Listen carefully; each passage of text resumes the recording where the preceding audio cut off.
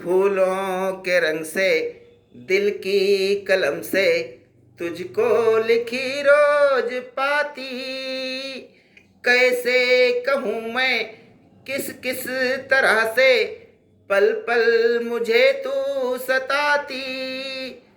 तेरे ही सपने लेकर के सोया, तेरी ही यादों में जागा, तेरे ख्यालों में उलझा रहा मैं जैसे कि माला में धागा।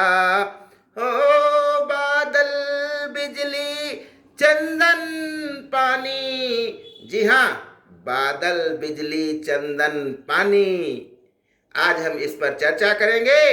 ज्ञान गंगा के इस 3 पत्ती कार्यक्रम में आपका स्वागत है। तो मैं आपको आज बताने वाला हूं कि बादल बिजली चंदन पानी एक क्या होता है। हम देखते हैं कि पानी जो होता है वो 3 रूपों में पाया जाता है। एक बर्फ के रूप में जिसे हम खाते हैं, एक साधारण पानी जिसे हम पीते हैं, और एक तीसरे प्रकार की पानी की अवस्था होता है कि भाप बनना। जब हम कपड़े सुखाते हैं, घर में खाना बनाते हैं, तालाब, नदी, नाले, पोखर, इनमें जब सूर्य का प्रकाश पड़ता है तो पानी गर्म हो जाता है और गर्म होकर के वह भाप के रूप में, गैस के रूप में ऊपर उठता है। जैसा कि हम जानते हैं कि 165 मीटर ऊपर उठने पर, आसमान की तरफ 165 मीटर जब हम ऊपर जाते हैं तो हमारा तापमान 1 सेंटीग्रेड कम हो जाता है। यही पानी की भाप जब 4-5 किलोमीटर ऊपर चली जाती है, क्योंकि वह गर्म होने के कारण हल्की होती है और हवा के ऊपर जाना चाहती है, तो वह ऊपर जाकर धीरे धीरे इसके कण जो हैं, शीत के कारण, बहुत अधिक वातावरण ठंडा होने के कारण आपस में कण जुड़ने लगते हैं और ये जुड़ करके बर्फ के रूप में परिवर्तित हो जाते हैं। और जब बर्फ बन जाते हैं तो उनमें वजन हो जाता है, और जो भी वजनदार कोई चीज आसमान में होगी वह धरती के गुरुत्वाकर्षण शक्ति के कारण नीचे गिरेगी। तो ये जब बर्फ के टुकड़े 2-3 किलोमीटर, 5 किलोमीटर का सफर करके धरती तक पहुंचते हैं तो ये पुनः रास्ते में गर्म वातावरण धीरे धीरे पड़ता रहता है, और उसके कारण ये धरती पर जब गिरते हैं तो पानी की बूंदों के रूप में पुनः आ जाते हैं। लेकिन कभी कभी जब बर्फ बहुत ज़्यादा बड़ी हो जाती है, उसके टुकड़े बड़े हो जाते हैं और आंधी तूफान की संभावना भी होती है, उसके कारण वे तेजी से धरती की ओर आते हैं या उनमें बहने लगते हैं, तो वे धरती तक आने में पिघल नहीं पाते हैं और उन्हें ही हम बर्फ के टुकड़ों को, उन्हीं बर्फ के टुकड़ों को हम ओले के रूप में जानते हैं, जिसे पत्थर भी कहा जाता है, आसमान से पत्थर गिरे। तो ये बादल बनने की और पुनः धरती पर पानी के बरसने की यही प्रक्रिया है। बिजली क्या होती है? जब कोई नीची सतह पर बादल होता है तो वह अपेक्षाकृत गर्म होता है, और जो उसके ऊपर निकल जाता है वह ठंडा होता है, और हवा के कारण जब दोनों आपस में टकराते हैं तो बिजली चमकती है, क्योंकि प्लस माइनस, ऋणात्मक और धनात्मक दोनों बादल, गर्म और ठंडे दोनों बादल आपस में टकराते हैं। इनकी लंबाई 1, 2, 5, 6, 10 किलोमीटर तक हो सकती है। तो पानी से बरसात होने, ओला पड़ने आदि की प्रक्रिया हम लोगों ने समझी।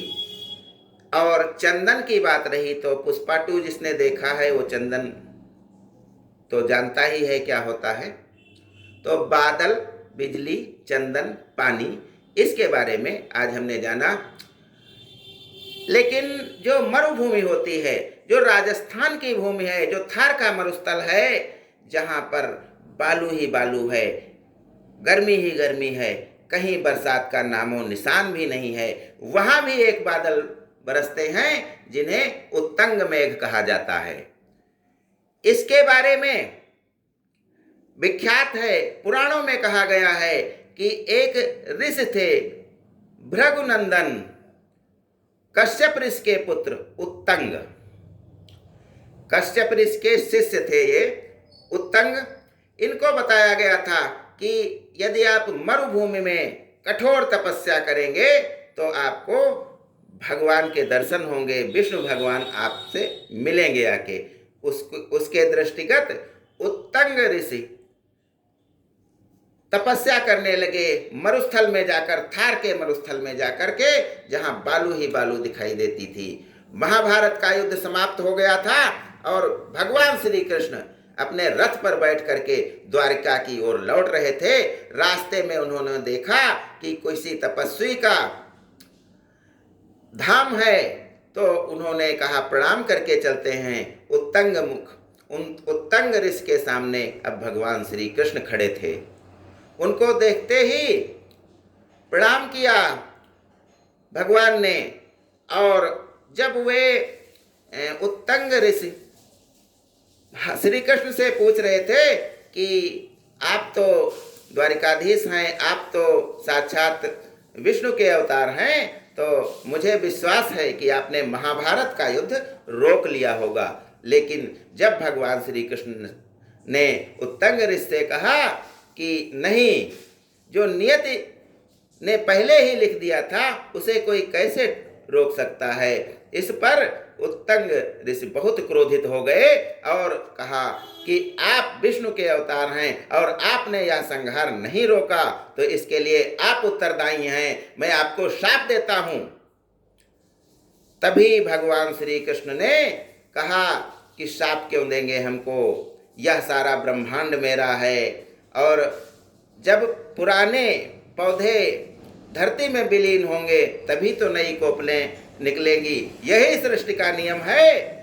और इसके बाद उन्होंने अपना विराट स्वरूप उत्तंग ऋषि को दिखाया। उत्तंग ऋषि बहुत अधिक, इससे उनका क्रोध शांत हो गया और उन्होंने नतमस्तक होना ही उचित समझा। श्री कृष्ण भगवान उनकी इस उदारता से बहुत प्रसन्न हुए और वर मांगने को कहा। तब उत्तंग ऋषि ने कहा कि यह भगवान, मैं इस मरुभूमि में तपस्या कर रहा हूँ, तो मुझे ये वरदान दीजिए कि जब मुझे प्यास लगे तो मेघ पानी बरसा दें। भगवान ने कहा तथास्तु। भगवान चले गए, लेकिन श्री कृष्ण भगवान ने यह सोचा कि यदि मैं उत्तंग ऋषि को पानी की जगह पर अमृत पिला दूं तो कैसा रहेगा, क्योंकि यह ऋषि केवल इतना बड़ा भक्त है, केवल मेरे दर्शन के लिए ही इस मरुभूमि में वर्षों से तपस्या कर रहा है।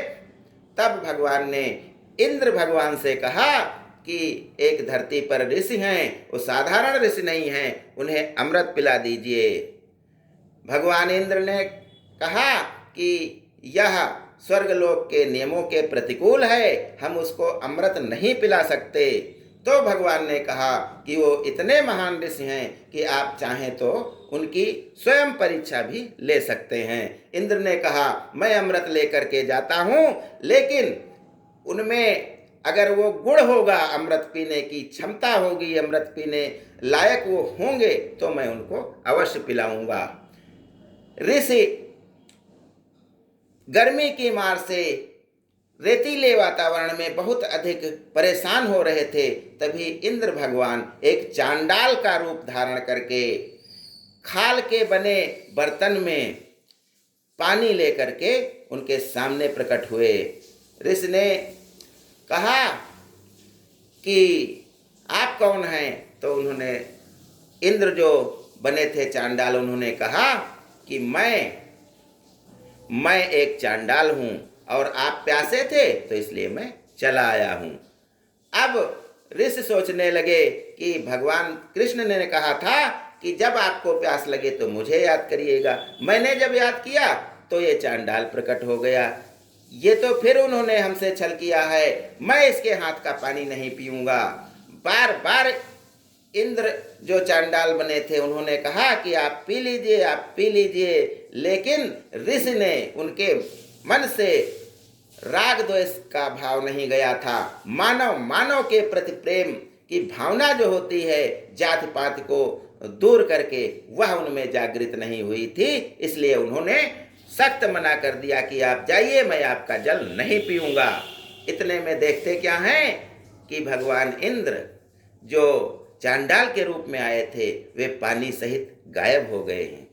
इस पर ऋषि को बहुत पश्चाताप हुआ कि पता नहीं भगवान की क्या लीला थी कि हमें पानी देने आए थे किस रूप में। तभी भगवान श्री कृष्ण प्रकट होते हैं और बताते हैं कि यह पानी नहीं अमृत था। जो आपने छोटी भावना, मानव मानव के प्रति भेद की भावना जो होती है, उसके चलते आपने जाति और यह सब गुण देख करके आपने मना कर दिया है, तो आप अमृत से वंचित रह गए हैं। लेकिन मैंने जो आपसे वचन दिया था वह मैं पूरा करूँगा। ऋषि भगवान के चरणों में गिर गए और उन्होंने कहा कि सत्य है कि मेरी एक भावना के कारण ही मैं अमृत से वंचित रह गया हूँ। लेकिन भगवान ने कहा कि आप जब भी प्यास लगेगी आप मुझे याद करिएगा, मैं आपको पानी पिलाने के लिए बादलों को भेजूंगा। तो तभी से राजस्थान में कहीं दूर दूर तक जब बादल नहीं दिखाई देते हैं, लेकिन भगवान उत्तंग मुनि जो ऋषि थे, तपस्वी थे, वे जब भी पुकारते थे तो बादल वहाँ पर आ जाते थे और वर्षा करते थे और उनकी प्यास बुझ जाती थी। तभी जो मरुस्थल में, मरुभूमि में जो मेघ बरसते हैं उनको उन्हीं ऋषि के नाम से उत्तंग मेघ नाम दिया गया है। दूर दूर तक कहीं बादल नहीं है, अचानक कहीं से कपासी बादल प्रकट हो गए और उन्होंने बरसात कर दी, फिर गायब हो गए।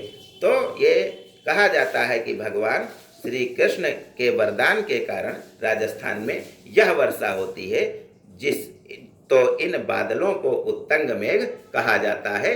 जय हिंद, जय भारत।